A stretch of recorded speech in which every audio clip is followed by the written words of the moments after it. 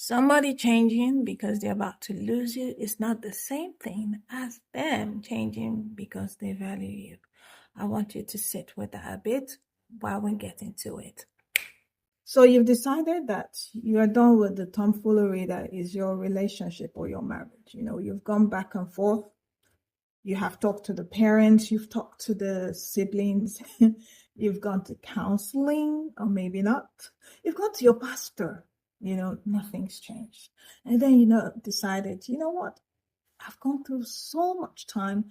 It's been so many years. We're still on this same mountain. It's time to move. And that's the fine time that your significant other, your partner, your spouse, your boyfriend, your girlfriend decides, you know what? I want to change. This thing you've been talking about, I'm ready to work on myself. This is after you have communicated that you no longer want the relationship. Okay? Now, this person starts to apologize. This person starts to give you attention. This person starts to give you time and all that. I know it can be a very confusing place, especially if this person hasn't done this before. And then suddenly, because you have said, I'm out, then they are now interested. How do you tell the difference? What are the main things so that you know if it's the fear of consequences that is moving this novel behavioral change, or it's actually genuine change that is rooted in this person finally waking up and realizing that, look, I've got something that's good, and maybe it's worth fighting for. Maybe it's worth working on. Let's get into more. So a few points to consider so that you really know whether this is for real or this is just some sort of faking just to keep you around longer.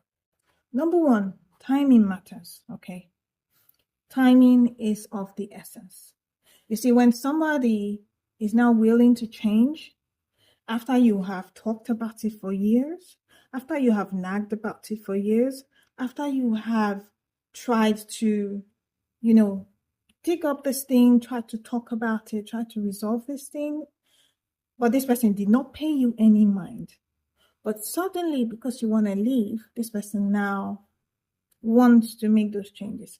It's worth it to ask, why did my pain or my pain points not matter until your comfort was threatened, until the stability of this relationship was threatened?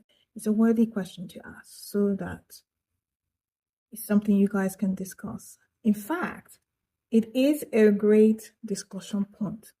So that even helps you to actually vet and see whether this person is coming from a place of genuine change or they're just about to play with you some more. Number two, motivation matters. You see, fear can actually induce change. It can be the start of something, beautiful with regards to somebody transforming. But you see, fear alone cannot sustain that transformation. Real change actually begins with somebody saying, you know what, I have done wrong, or I have not been very good at this thing.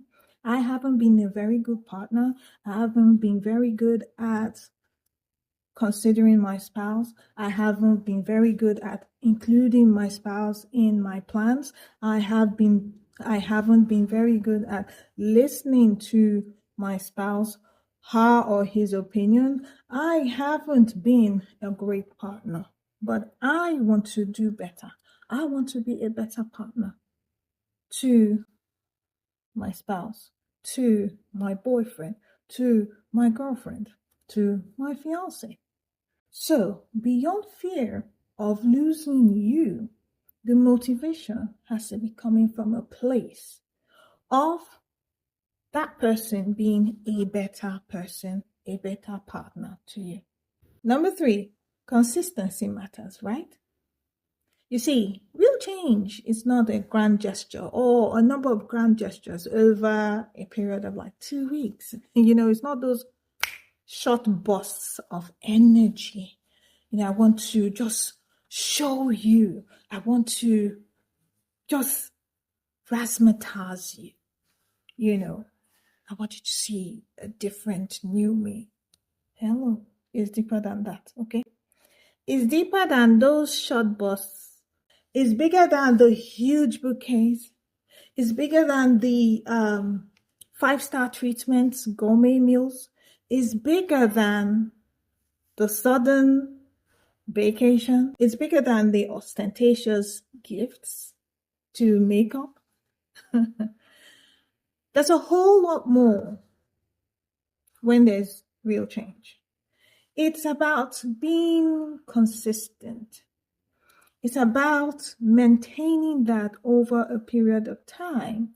It's about a pattern that continues even after the crisis has been brought down, even after the fire has been put out. You see, beyond those grand gestures to save the day, this person is interested in something for the long haul, staying consistent, staying intentional, and keeping that momentum for much longer.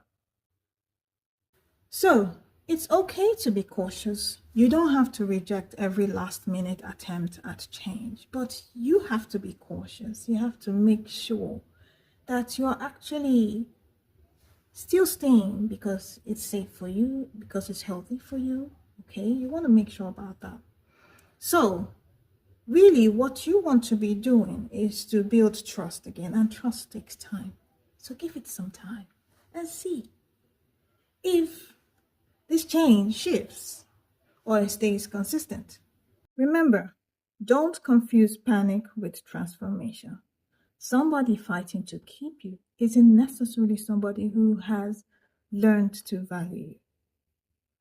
So I'll see you next time. There's a part 2 of this. If you follow me, you get to see the part 2 of it where we do a deep dive into more about actually vetting someone, whether it's just change for the moment to keep you back, or it's change for the long haul, for a healthier relationship. All right, bye.